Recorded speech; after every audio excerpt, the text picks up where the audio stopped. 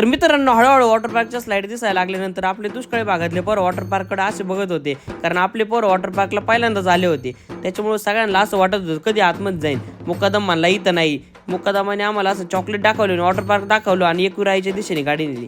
मग काही एकविरायला आलो आणि इकडे दर्शनासाठी निघालोय. तर चैतन्य आपले पोरं सगळे मित्र हिरोळ वगैरे बघायला लागले.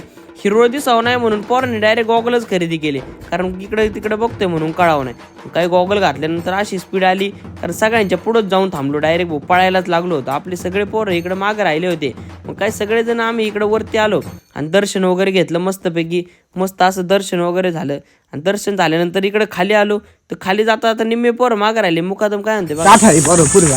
आपल्या टोळीतले कार्यकर्ते हिरोच्या नादात टाइमपास करीत होते. त्याच्यावरती मुकादम आता काय म्हणते बघा. माझला म्हणतो यो एक कापीन ना रोम रोम भाइयों, रुको जरा, सबर करो. पाकिट मारे कबूल केले.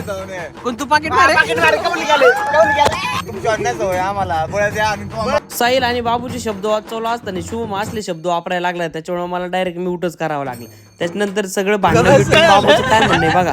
गबसा मला असं करायला का लावा, असं करा गबसा.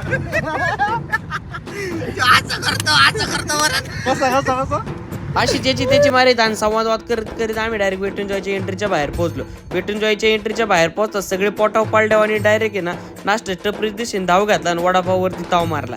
वडापाव खावा लागला, कारण मुकादमाने आश्वासन दिलं की संध्याकाळी शुगर वाटायला जेवण चारणार. त्याच्यामुळे गपचूप वडापाव खाल्ला आणि एंट्रीच्या दिशेने भागलो.